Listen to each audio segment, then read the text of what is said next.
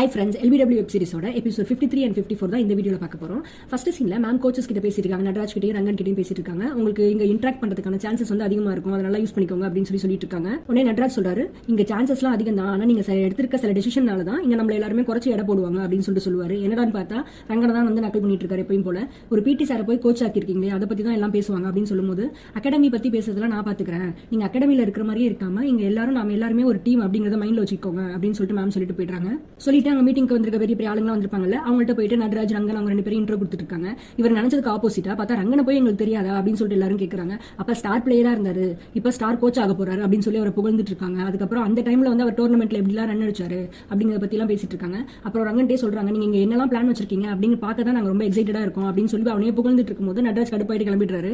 தூரத்துல ஆங்கர் அகாடமில ராஜசேகரும் இன்னொருத்தர் கிட்ட பேசிட்டு இருக்காரு. யார் இந்த ரங்கன் அப்படின்னு கேட்கும்போது அவர் சொல்றாரு, ரங்கனை பத்தி தெரியாதா, ஒரு டைம்ல ரங்கன் கிரவுண்டுக்கு வந்தாலே ஆப்பரனுக்கு வின் பண்ற சான்ஸே இல்ல அப்படிங்கிற அளவுக்கு கன்ஃபார்ம் ஆயிடும் அப்படிப்பட்ட ஆள் அப்படின்னு சொல்லும்போது, எனக்கு இவனோட கிரிக்கெட் பேக்ரவுண்ட் தெரியாது அப்படிங்கிற மாதிரி ராஜசேகர் சொல்லிட்டு இருக்காரு.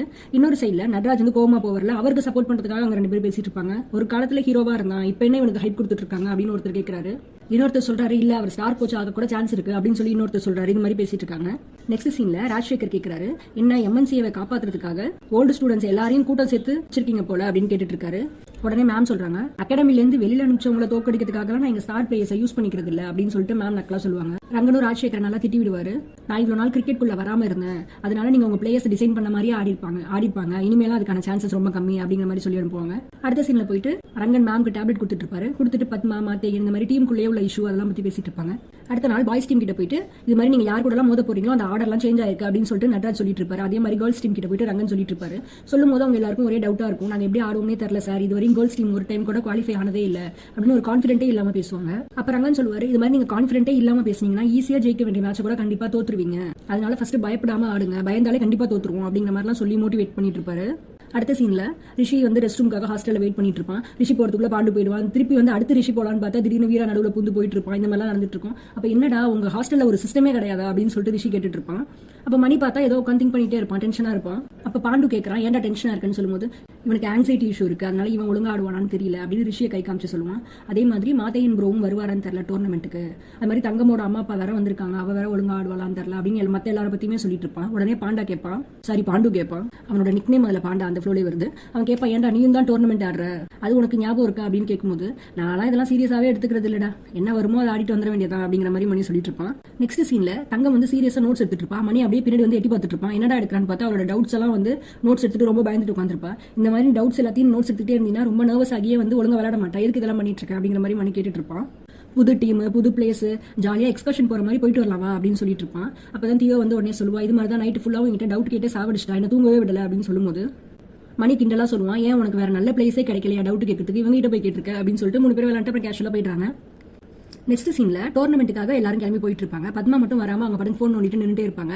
அவங்களுக்கு ஓப்பனர் பொசிஷன் கொடுக்கல அப்படிங்கறதுனால அவங்க வரமாட்டாங்க. தியோ வந்து கூப்பிடுவாங்க, இப்பயும் பஸ் கிளம்பாம தான் இருக்கு, உனக்கு லாஸ்ட் சான்ஸ் இருக்கு, நீ வா அப்படின்னு கூப்பிடும்போது இல்ல நான் வரல அப்படின்னு சொல்லிட்டு பத்மா சொல்லிடுவாங்க. இதே மாதிரி பாய்ஸ் டீம்லயும் எல்லாரும் பயந்துட்டு எல்லாம் கிளம்பிட்டு இருப்பாங்க. பார்த்தா வீரா வாமிட்டு எடுத்துருப்பாங்க. எல்லாரும் வாடா பயமா இருக்கு ஆளாளுக்கு கிளம்பிட்டு இருப்பாங்க. இன்னொரு சைட்ல ரங்கன் அவங்க வீட்டுல மாத்தையன் வந்து அவங்க வீட்டுல தான் இருக்கான். அவனை கிளப்பிட்டு இருப்பாரு, இந்தாடா என்னோட லக்கி பேட் அப்படின்னு சொல்லி கொடுத்து, அப்பயும் பார்த்தா அவன் டக்குன்னு கிளம்பவே மாட்டான், திங்க் பண்ணிட்டு நின்றுட்டே இருப்பான். அவனுக்கு மோட்டிவேட் பண்ணி, நீ கண்டிப்பா விளையாண்டுதான் ஆகணும், இந்த சிச்சுவேஷன்ல இருந்து நீ வெளில வந்தே ஆகணும் அப்படின்லாம் சொல்லி அவன் அழைச்சிட்டு போவாங்க. இப்ப பாய்ஸ் டீம் எல்லாமே டோர்னமெண்ட் நடக்கிற இடத்துக்கு போயிருப்பாங்க. ஜாக்கியும் வேலும் பேசிட்டு இருக்காங்க, அந்த பிச்செல்லாம் எப்படி இருக்கு, எப்படி விளையாடலாம் அப்படிங்கிற மாதிரி பேசிட்டு இருக்காங்க. மணி வந்து எட்டி பார்த்துட்டு இருப்பான், மாத்தையன் வரானான்னு எட்டி பார்த்துட்டு இருக்கியா அப்படின்னு சொல்லிட்டு ரிஷி கேட்டுட்டு இருப்பான். கொஞ்ச நேரத்திலே பார்த்தா மாத்தையனும் உள்ள வந்துருவான். ஓடி போய் கட்டி பிடிப்பாங்க. எல்லா ஃப்ரெண்ட்ஸுமே வந்து அவன்கிட்ட ஜாலியா பேசுவாங்க, எங்க மச்சான் இவ்வளவு நாள் எங்க போன அப்படின்னு சொல்லி கேஷுவலா பேசிட்டு இருக்கும்போது அங்கிருந்து நடராஜ் வருவாரு. வந்து கண்ணாப்பினான்னு கத்திட்டு வரப்பாரு, என்ன உன் இஷ்டத்துக்கு வர, பிராக்டிஸ் மேட்சுக்கு வரது கிடையாது, டீம் மீட்டிங்க்கு கூப்பிட்டா வரது கிடையாது, ஃபோன் பண்ணா எடுக்கிறதே கிடையாது, எதுவுமே இல்லாம டோர்னமெண்ட்டுக்கு என்ன ராஜா மாதிரி வந்து இறங்குறியா அப்படின்னு சொல்லிட்டு அவனை கண்ணாப்பினான்னு கேட்பாரு. உன் பர்சனல் விஷயமா இருந்தாலும் டோர்னமெண்ட்னா டீம் கூட இருந்திருக்கணும், நீ எல்லாம் ஒரு கேப்டனே கிடையாது, இனிமே கேப்டன் கிடையாது அப்படின்னு சொல்லிட்டு வேலுவை கேப்டன் ஆக்கிடுவாங்க. எல்லாரும் சார் என்ன அப்படின்னு கேட்கும்போது, இதுதான் என்னோட டெசிஷன் அப்படின்னு சொல்லிட்டு அவர் பாட்டுக்கு போயிடுவாரு. வேலும் அப்படியே அமைதியா நின்றுட்டு இருப்பான். இதோட இந்த எபிசோட் முடிஞ்சிடும். நெக்ஸ்ட் எபிசோட்ல டோர்னமெண்ட் ஸ்டார்ட் ஆகிறதுக்காக எல்லாமே ரெடியா இருக்கும். டோர்னமெண்ட்க்கு முன்னாடி ஒரு ஸ்பீச் கொடுப்பாங்கல்ல, அந்த மாதிரி ஃபர்ஸ்ட் துரை தான் பேசுவாரு. நீங்க இங்க உள்ள எல்லாரு கண்ணுமே உங்க மேலதான் இருக்கு, சோ அதுக்கு தகுந்த மாதிரி ஆடுங்க அப்படிங்கிற மாதிரிலாம் சொல்லிட்டு இருப்பாங்க. அடுத்து துளசி பேசுவாங்க, எல்லாருக்கணும் உங்க மேலதான் இருக்குன்னு உங்களுக்கே தெரியுது போல, உங்க ஃபேஸ்ல உள்ள பயத்தெல்லாம் பார்த்தாலே அது தெரியுது, சோ பயம் இல்லாம நல்லா என்ஜாய் பண்ணி ஆடுங்க, ஆனா எல்லாம் நல்லா ஆடுங்க அப்படிங்கிற மாதிரி அவங்க சொல்லுவாங்க. இந்த மாதிரிலாம் பேசிட்டு போவாங்க. நெக்ஸ்ட் துளசி வந்து ரங்கனுக்கு போயிட்டு ஆல் தி பெஸ்ட் சொல்லிட்டு வருவாங்க. அது ஒரு சீன் இருக்கும். அடுத்து ராஜசேகர் வந்து கிரீஷ் கிட்ட சொல்லிட்டு இருப்பாரு, இது மாதிரி டோர்னமெண்ட்ல வந்து எல்லா பிளேயர்ஸ் மேலயும் ஒரு கண்ணு வச்சுக்கோ, மத்த டீம்ல இருந்து யாராவது சேடான பேக்ரவுண்ட் இருக்க மாதிரி நல்லா ஆடுற பிளேயர்ஸ் இருந்தா அவங்க மேல ஒரு கண்ணு வச்சுக்கோ, அதை ஞாபகம் வச்சுக்கோ அப்படிங்கிற மாதிரி போன எபிசோட்ல பேசியிருப்பாங்கல்ல, அதெல்லாம் சொல்லிட்டு இருப்பாங்க. கிரீஷும் ஓகே அப்படின்னு சொல்லியிருப்பான். நெக்ஸ்ட் மேட்ச் பார்த்தா நெல்லைக்கும் சென்னைக்கும் நடக்கும். அது நம்ம சீரிஸ்ல உள்ளது கிடையாது, மற்ற டீம்ஸ் அவங்களுக்கு நடக்கும். அடுத்து பார்த்தா ட்ரெஸ்ஸிங் ரூம்ல நடராஜ் போயிட்டு ரிஷிக்கு பதிலா ஸ்டீவ் ஆடட்டும் அப்படிங்கிற மாதிரி சொல்லியிருப்பாரு. ஸ்டீவ் வந்து வேலுவோட ஃப்ரெண்டா இருப்பான். உடனே எல்லாரும் கேட்பாங்க, மாத்தையன் கேட்பான், ஏன் சார் அவன் நல்ல ஃபார்ம்ல இருக்கான் அப்படின்னு சொல்லும்போது, நீ கேப்டனே கிடையாது, நீங்க சொல்ல வேண்டியதில்லை அப்படின்னு சொல்லி அவனை உட்கார வச்சிருவாரு. அதே மாதிரி மணியும் சொல்லுவான், சார் வேணா என்ன வந்து ஆட விடாம பண்ணிக்கோங்க, அவன் ஆடட்டும் அப்படின்னு சொல்லும்போது யார் சொல்றதையுமே கேட்க மாட்டாரு. வேலுவும் பார்த்தா அந்த ஸ்டீவ் இருப்பான்ல, அவனுக்கு தான் சப்போர்ட் பண்ணுவான். ஆல்ரெடி பிளேயர்ஸ்லாம் வேற நெல்லை சென்னை மேட்ச் நடக்கும்ல, அதுல பார்த்தா செம்மையா ஸ்லெட்ஜிங் நடக்கும், ரொம்ப சண்டையெல்லாம் போட்டுப்பாங்க. அதை பார்த்தே ஆல்ரெடி பயந்து போயிருப்பாங்க. இதுல ரிஷி வேற வேறான்னு சொல்லிட்டு போயிடுவாரு. நெக்ஸ்ட் சீன்ல ரிஷியோட அப்பா வந்து கால் பண்ணுவாரு, நீ எப்ப விளையாடுறியோ அப்ப சொல்லுடா நான் வரேன் அப்படின்னு சொல்லும்போது, இல்லப்பா இப்ப நான் விளையாடல அப்படின்னு சொல்லுவான். எந்த உண்மையுமே சொல்லாம இந்த மாதிரி சொல்லிட்டு இருப்பான். பார்த்தா திடீர்னு கிரவுண்ட்ல அனௌன்ஸ் பண்ற சத்தம் கேட்குது, இங்கடா நீ ஆல்ரெடி கிரவுண்ட் தான் இருக்கே அப்படின்னு கேட்கும்போது, ஆமாப்பா அப்படின்னு உளறிட்டு இருப்பான். ஆமா இல்ல அப்படின்னு சொல்லிட்டு, இல்ல நான் கிரவுண்ட்ல தான் இருக்கேன், ஆனா என் டீம் இன்னும் ஸ்டார்ட் ஆகல, என் டீமோட மேட்ச் இன்னும் ஸ்டார்ட் ஆகல, அதனால நீங்க இப்ப வர வேணாம் அப்படிங்கிற மாதிரி சொல்லிட்டு போன் வச்சிருவான். அடுத்த மேட்ச் எம்என்சிஏக்கும் ஆங்கருக்கும் இப்ப ஸ்டார்ட் ஆயிருக்கும். பார்த்தா ஸ்டார்டிங்லயே செம்மையா வந்து எம்என்சி ஆடிட்டு இருப்பாங்க. ஆங்கர் அகாடமி வந்து ஒழுங்காவே அடிச்சிட்டு இருக்க மாட்டாங்க. பார்த்தா கொஞ்ச நேரத்துல வந்து ஃபர்ஸ்ட் ஒரு அளவீர அவுட் ஆக்கிடுவான். நெக்ஸ்ட் பார்த்தா மாத்தையன் அவுட் ஆக்குவான். மாத்தையன் பவுல் பண்ணிருப்பான், மணி வந்து கேட்ச் பிடிப்பான். பார்த்தா சென்னை 28ல ஒரு சீன் வரும், பிரேம்ஜி வந்து எப்படா கேட்ச் பிடிச்சோம் அப்படிங்கிற மாதிரி திருன்னு முடிச்சிட்டு இருக்க மாதிரி, அதே மாதிரி இங்க மணி முடிச்சிட்டு இருப்பான். எப்படா கேட்ச் பிடிச்சோன்னு கையை பார்த்துக்கிட்டு சுத்தி பார்த்துட்டு திருன்னு முடிச்சிட்டு இருப்பான். இப்போ டோட்டலா 9 ஓவர்ஸ்ல 58 ரன்ஸ் எடுத்திருப்பாங்க. இப்போ ட்ரிங்க்ஸ் பிரேக் போயிருப்பாங்க.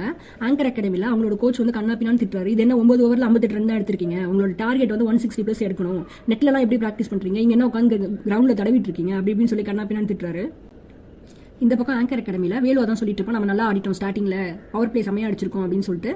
நெக்ஸ்ட் மிடில் ஓவர்ஸ் ரொம்ப முக்கியம் அப்படின்னு நட்ராஜ் சொல்லிட்டு, அடுத்து ஸ்பின்னர்ஸ் இறக்கு அப்படின்னு சொல்லுவாரு. உடனே மாத்தையன் சொல்லுவான், இல்ல கிரீஷ் வந்து ஸ்பின்னர்ஸ் ஆல்ரெடி வெளுத்து விட்டுட்டு இருக்கான், நம்ம பேசர்ஸ் இறக்கலாம், இதுதான் கரெக்ட் அப்படின்னு சொல்லும்போது, இங்கேயும் அதே தான் சொல்லுவாரு, நீ கேப்டனே கிடையாது அப்படின்னு சொல்லிட்டு டெசிஷன் வந்து வேலுட்ட கேட்பாரு. வேலு வந்து இவர் என்ன சொல்றாரோ அதை ஓகேன்னு சொல்லிட்டு போயிடுவான். பார்த்தா செம்ம அடி அடிச்சு வெளுத்து விட்டு 20 ஓவர்ல 198 ரன் எடுத்திருப்பாங்க. எல்லாரும் தோத்துட்டு வெளில வரும்போது பார்த்தா டீமை கண்ணாப்பிரான்னு திட்டுவாரு, இது என்ன இது ஒரு டீமா, இது ஃபீல்டிங் ஒழுங்கா இல்ல, பவுண்டரி ஸ்டாப் பண்ண மாட்டீங்க, இன்னும் குறை சொல்லணும்னா உங்களை சொல்லிட்டே இருக்கலாம் அப்படின்னு சொல்லிட்டு நடராஜ் டீமை தான் திட்டிட்டு இருப்பாரு. அப்ப மாத்தையனை திட்டும்போது மாத்தையன் தனியா கோச்சிட்டு போவான், பத்தத்து திருப்பி மணியும் பின்னாடி ஓடிட்டு இருப்பான். இப்ப எதுக்கு ஆக்ஷன்ல அன்சோல்டான பிளேயர் மாதிரி மூஞ்ச வச்சிட்டு இருக்கீங்க அப்படின்னு சொல்லும்போது அவன் டென்ஷனாவே இருந்துட்டு இருப்பான். அறிவு கேட்டவனே, பவுலிங் தான் ஓவர் ஆயிடுச்சு, நான் இனிமே பேட்டிங்ல கான்சென்ட்ரேட் பண்ணலாம் அப்படின்னு சொல்லி அவன் இவன் திட்டும்போது உடனே மாத்தையன் அவன் காது பிடிச்சி திருக்கிறான். ஆக்சுவலா அவனை கூலாக்கிறதுக்காக தான் இந்த மாதிரிலாம் சொல்லிட்டு இருப்பான்.